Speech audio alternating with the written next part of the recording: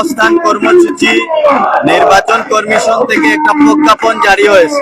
যে প্রজ্ঞাপনে বলা হয়েছে যে মোবাইল সাংবাদিক কেউ ভোট কেন্দ্রে প্রবেশ করতে পারবেন না।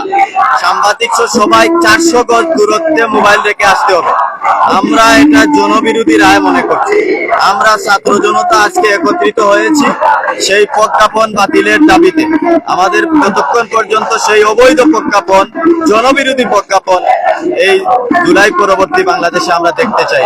এই জন্য আমাদের এই অবস্থান কর্মসূচি, যতক্ষণ পর্যন্ত এই প্রজ্ঞাপন বাতিল না হবে আমাদের অবস্থান কর্মসূচি আমরা চালিয়ে যাবো ইনশাআল্লাহ। আমাদের সাথে সিলেটের আপামর ছাত্র জনতা আছে। আজকে দেখতে পাচ্ছেন যে এই বিক্ষুব্ধ ছাত্র জনতা, ছাত্র শিবির বলেন আর যত ছাত্র সংগঠন বলেন, বিক্ষুব্ধ হওয়ার অন্যতম রিজন হচ্ছে যেই ছাত্ররা, যেই তরুণরা এই আন্দোলন করে নতুন বাংলাদেশের যাত্রা শুরু করেছে তাদেরকে নিরুৎসাহিত করার উদ্দেশ্যে সুপরিকল্পিতভাবে এই প্রজ্ঞাপন জারি করা হয়েছে। কারণ তরুণরা আজকের দিনে ট্রান্সপারেন্সি পছন্দ করে।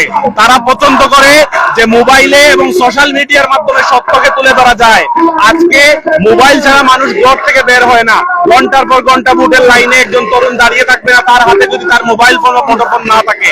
এটা উদ্দেশ্য প্রণোদিত ভাবে তরুণদেরকে ভোট থেকে, সংস্কার থেকে দূরে রাখার জন্য এই প্রজ্ঞাপন জারি করা হয়েছে।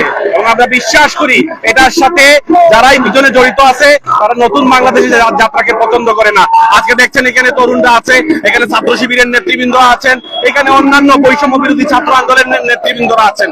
সবাই হচ্ছে যে একটাই প্রতিবাদ জানাচ্ছে যে তরুণদের এই নতুন বাংলাদেশে তরুণদেরকে নিরুৎসাহিত করার মাধ্যমে ভোট কেন্দ্র থেকে বিরত রাখার এই চক্রান্তকে আমরা সিলেট থেকে প্রত্যাখ্যান করছি।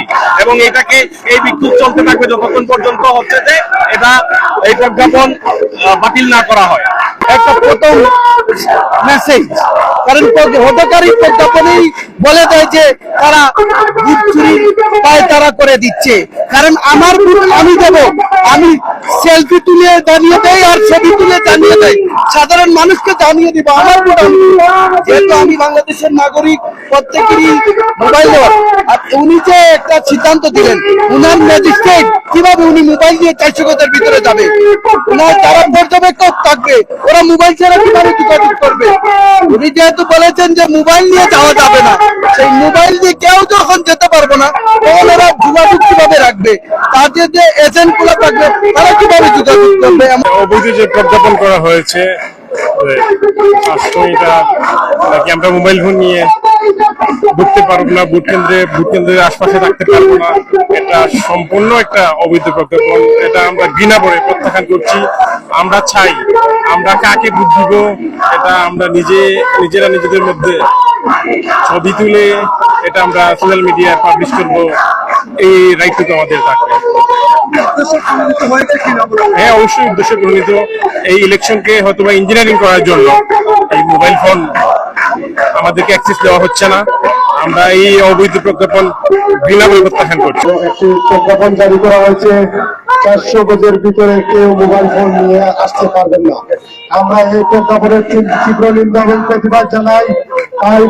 তারপরে বলতে চাই, আপনারা দেখেন নাই 2014 সালের কাজী রকিবউদ্দিনের নির্বাচন, 2018 সালের ভোটার নির্বাচন, 2024 সালের কাজী আউয়ালের নির্বাচন কমিশন কিভাবে আমাদের বাংলাদেশকে নির্বাচন উপহার দিয়েছিল। একটা রাষ্ট্রের সবচেয়ে গুরুত্বপূর্ণ যে কাজটা তাহলে নির্বাচন যাতে সুষ্ঠু ও সুন্দর হবে, তার পাশাপাশি রাষ্ট্রের কার্যক্রম যাতে সুন্দর হবে।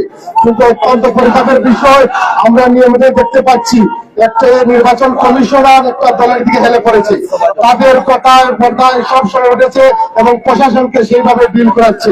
আমরা এর তীব্র নিন্দা প্রতিবাদ জানাই। পাশাপাশি আমরা জানিয়ে দিতে চাই, বিভিন্ন জায়গায় আমাদের সাধারণ মা বোনেরা অপমান অপদস্থ হচ্ছেন, বিএনপির সান্ডা গুন্ডারা নিয়মিতই হুমকি দামকে দিচ্ছেন এবং লাঞ্ছিত করছেন। সেটা ইলেকশন কমিশন এর বিরোধিতা না করে, এর বিরুদ্ধে আইনানুগ ব্যবস্থা না দিয়ে কোনো কাজ কাম নাই এমন একটি প্রজ্ঞাপন জারি করেছিল। সেই প্রজ্ঞাপনের আমরা তীব্র নিন্দা জানাই। আমরা পাশাপাশি আরেকটা বিষয় দেখলাম, বিএনসিসি এই 24 পরবর্তী আন্দোলন ছাত্র জনতা করেছিল, কিন্তু বিএনসিসি কে ভোট কেন্দ্রে রাখা হয় নেতাদেরকে সরিয়ে দেওয়া হয়েছে। সবাইকে কিনা যাবে কিন্তু ছাত্র জনতাকে কিনা যাবে না। তারা সব জায়গায় এই জন্য অসৎ কাজ চলমান রেখেছে। আমরা তাদেরকে বলতে ইলেকশন কমিশন বলতে চাই, আপনি নুরুল হুদার দিকে তাকান, আপনি কাজী অক্ষরুদ্দিনের দিকে তাকান, আপনি কাজী আওয়ালের দিকে তাকান, তাদের পরিণতি কি হয়েছে, কিভাবে তারা পরিণতি বাধ্যবাধক করছে। আপনাকে স্পষ্ট ভাষায় জানিয়ে দিতে চাই, আপনার সুন্দর এবং সুষ্ঠু একটা নির্বাচন উপহার দিন আমাদেরকে। সারা দেশে আমেজ উৎসব হচ্ছে এই নির্বাচনকে কেন্দ্র করে। আপনারা এমন কোনো কাজ করবেন না যাতে বিগত 3টি নির্বাচনে যে কমিশন গুলো যে পরিস্থিতির মুখোমুখি হয়েছিল আপনারা সেই পরিস্থিতির মুখোমুখি হবেন। আপনাদেরকে বিনীত অনুরোধ, এখনো সময় আছে, একটু সুন্দর সুষ্ঠু ইলেকশন আমাদেরকে উপহার দিন, এই জাতিকে উপহার দিন। এই জাতি 3টা নির্বাচনে কোনো ভোট দিতে পারে নাই। একটা 4 কোটি তরুণ ভোটার আছে, তারা এখন পর্যন্ত কোনো ভোট দিতে পারেন নাই। সবাই মুখিয়ে আছে, একটু সুন্দর ভোট দিয়ে যে দল ক্ষমতায় আসবে তাকে সবাই স্বাগত জানাবে। কিন্তু আপনারা যদি দেখেন তারা কিভাবে নির্বাচন বানচাল খতম করার চেষ্টা করছিল এবং নির্বাচন ইঞ্জিনিয়ারিং এর মাধ্যমে তারা ক্ষমতায় আসতে চায়।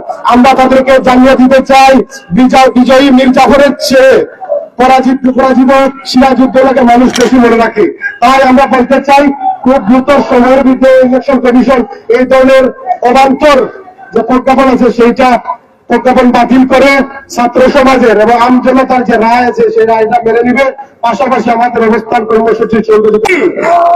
আমরা এই সরকার থেকে, এই বিক্ষোভ থেকে আমরা নির্বাচন কমিশনকে জানিয়ে দিতে চাই, এই জেএমজি কে আপনারা যা তা দিয়ে ভোট দিতে পারবেন না। আমাদের এই ন্যায্য দাবি হচ্ছে এটা, আমরা মোবাইল ফোন নিয়ে আমরা কেন্দ্রে ঢুকবো, সোশ্যাল মিডিয়ায় দিব, এটাতে বাধা দেওয়ার অধিকার আপনারা রাখতে পারেন না।